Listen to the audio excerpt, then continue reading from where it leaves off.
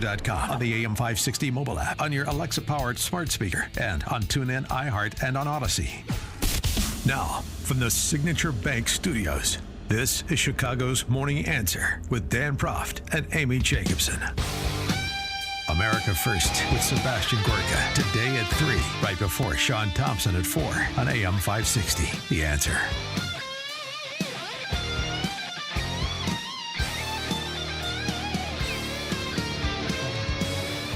Top of the morning, Dan and Amy. So, of course, the Sunday talkies were dominated by discussion of the Trump indictment, the 37-count indictment against the former president and his valet. By the way, his valet, Walt Nauta, giving a lie to Hegel's famous observation that no man is a hero to his valet. So far, yeah. Nice. Nauta is... Nauta is not turning on Just call him Walt. His boss. No, he's not. Although he has been indicted for making false statements to the FBI. The document does not cast President Trump in the most positive light, as you would imagine. The 37-count indictment against anyone is not going to cast them in a positive light. And there are specific text exchanges that are memorializing the indictment, as well, of course, as this transcript of a recorded conversation President Trump has that is being bandied about as the smoking gun. Here's what Senator Ron Johnson, though, had to say about the indictment. He was on with Maria Bartiromo over the weekend, and here's what he had to say, essentially about the FBI's activity, in addition to how this should be handled. And it seems to me, looking just very narrowly at this as did Trump's conduct violate provisions of the Espionage Act, misses the larger point, a larger point I assume his defense attorneys are going to make when the trial comes, and that is, do we have the equal application of the law? Is this entire indictment effectively fruit of a poisonous FBI? Here's Ron Johnson. Well, when you consider the exoneration of Hillary Clinton, when you consider the fraudulent and corrupt investigation on Russian collusion, which was a complete lie and the FBI knew it was, you put all these things together, the FBI, Department of Justice, interfered in the 2016 election, in the 2020 election, and here we go again. There's going to be interfering in the 2024 election. They already have. What a mess.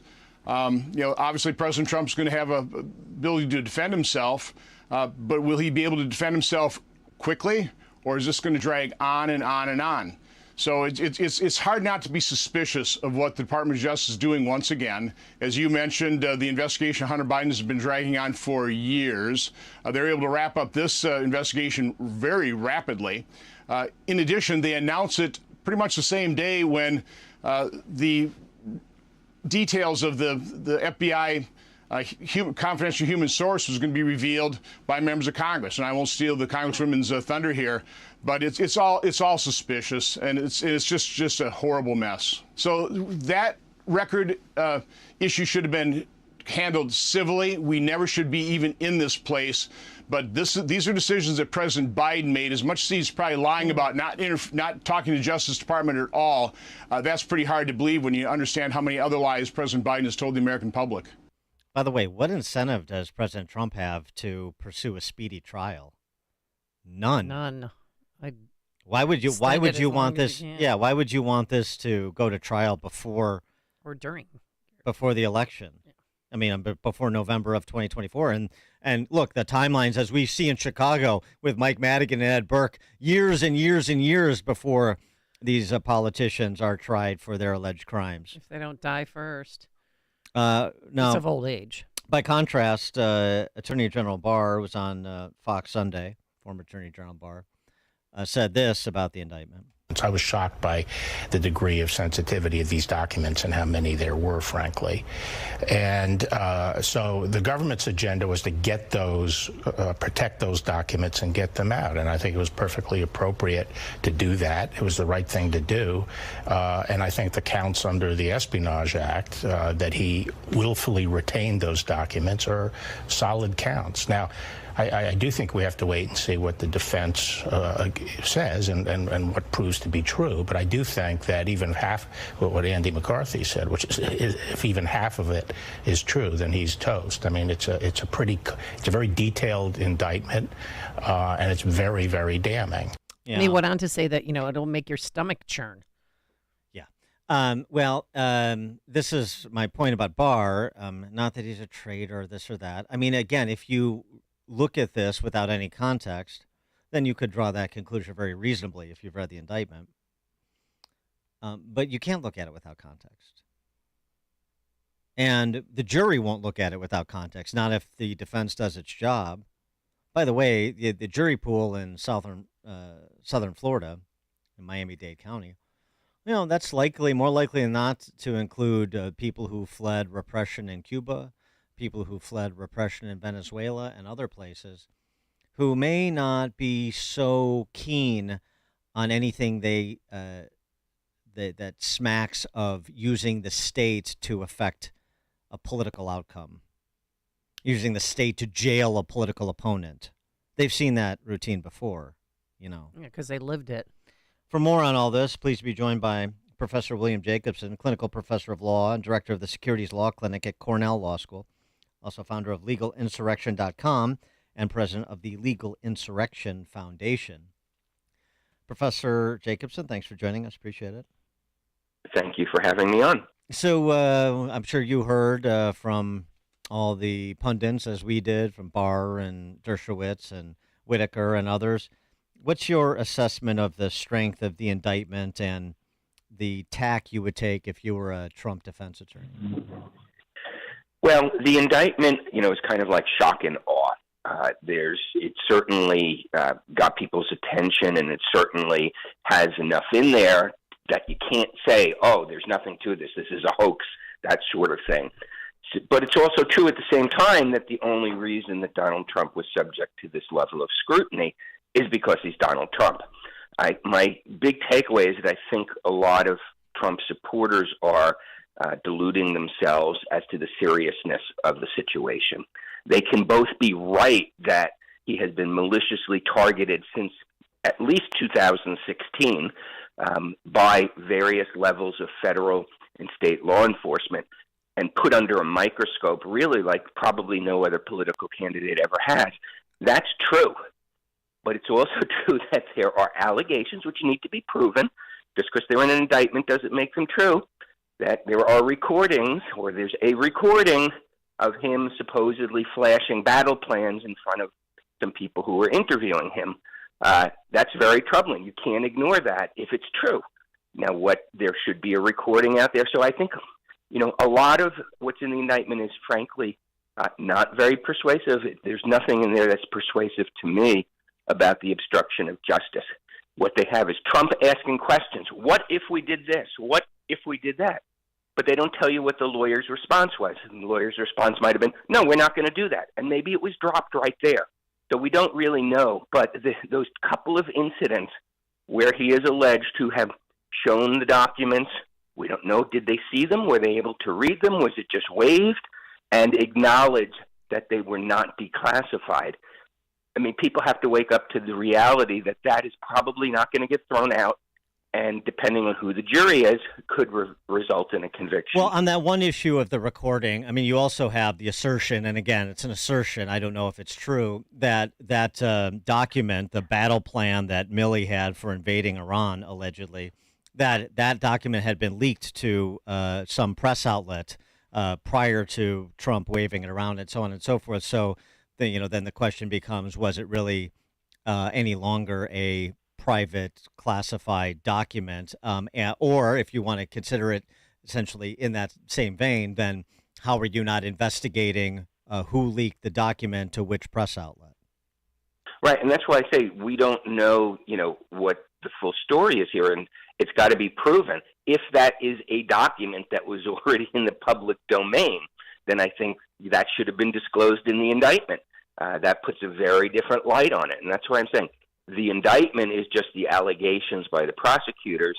It's not necessarily all the evidence, but if it's true that that was still a classified document, if that's true, And if he showed it to people while acknowledging that it had never been declassified, that puts him at significant risk. So I think people need to understand that there is substantial risk here. Well, Congressman Jim Jordan and other Republicans were defending President Trump, and they claimed that he declassified all those materials. How can you prove that? I mean, is that just he said, she said? Well, what was the process? What was done? Whether his mere removal of them from the White House to his personal residence constitutes declassification is a legal matter that the court will rule on, not a matter of, a factual matter. It's a legal matter. And I don't know the answer to that. People on both sides are saying different things about it. That would seem strange to me, that merely removing it is a declassification. But if it's true about this tape, he's acknowledging that the one document he showed had not been declassified. So, but again, we would need to hear the recording. We would need to know the full context. I'm very suspicious of the obstruction of justice charges because they're little snippets of sentences. They're not even necessarily full sentences as to what he said, and they're almost all in the form of questions. Well, wouldn't it be better if we just didn't play ball with them? Right. Well, that's not an obstruction of justice. What happened after that? The moving of boxes. There's nothing in the indictment, I've read it multiple times, that shows Trump was aware that those boxes needed to be searched at the time they were moved. There's nothing in there that says he knew there were classified documents, which is what the warrant sought. Warrant didn't seek every document in Mar-a-Lago, sought those sort of documents. There's no allegation that he knew that the boxes that were moved had those documents. So, like I said, the one thing that I think puts him at serious risk there are those supposed showing of the document. If you're indicating, or there's reports out there that document, that battle plan had already been leaked and was now in the public domain, that puts a very different light on it, and the prosecutors, are going to fail in their case if that's true. I don't know whether it's true or not, but there seems to be enough in there. As I said at the outset, the context here is important, the political context. And so if you agree, how does the defense get it in? How does the defense get it in, what you're hearing in the political domain, which is election interference, 16, 20, now 24? How do you get in Hillary Clinton, private server, destroyed materials while under subpoena to produce said materials, no prosecution? How do you get in these sort of political arguments that have a nexus to the case, but could be deemed irrelevant to the facts here? Well, I think that, on its own, that would be hard to get into evidence. The fact that there were 3 other people on the highway who were speeding when you were speeding doesn't mean you're not guilty of speeding. Right. But the way it might come in is as to the credibility of various witnesses, as to the credibility. And now, if you have a tape recording, you don't necessarily need credibility. It is what it is. But I think the way they would probably get it in is to the credibility of various witnesses. But it's a political defense that others were not prosecuted for similar conduct. It's not a legal defense, but I think they'll try to get it in.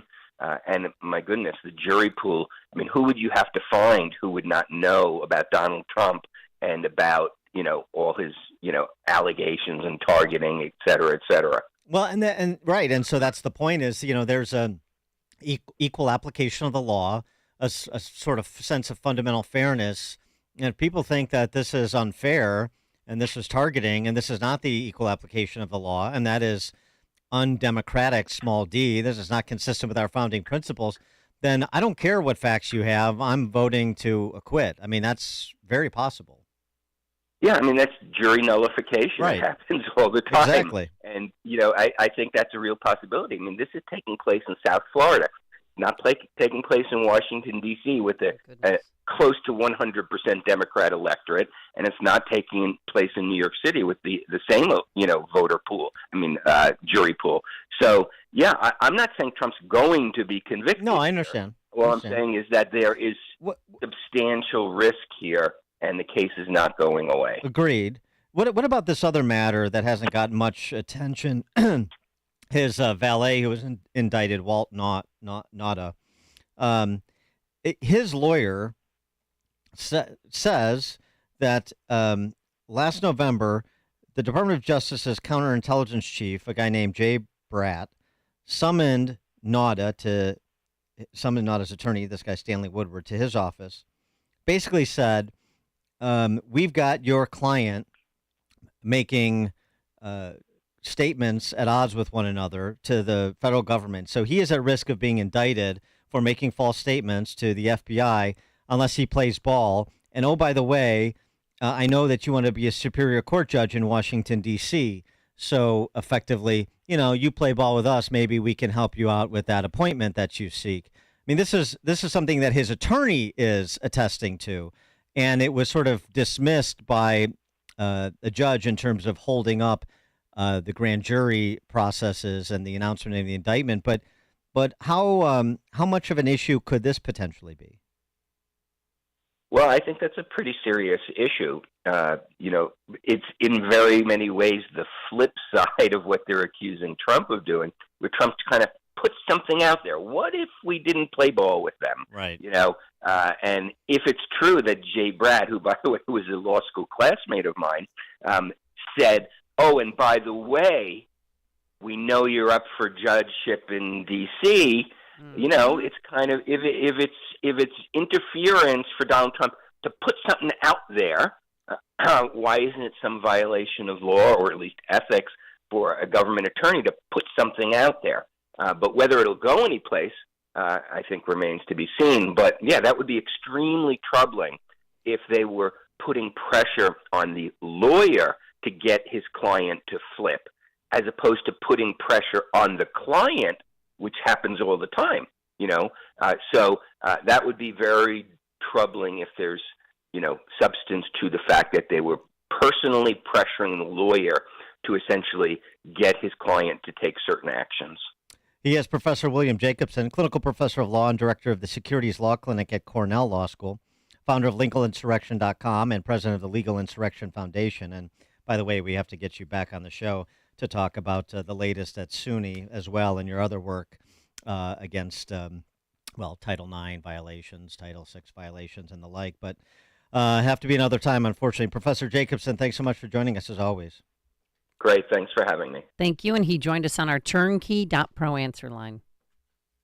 It's like a hot, steaming cup of information to start your day. It's Chicago's Morning Answer on AM 560, The Answer. Are you growing your manufacturing team this year and need new employees? Turn to Monarch Technical Services. They've been leading the Chicago staffing industry for manufacturing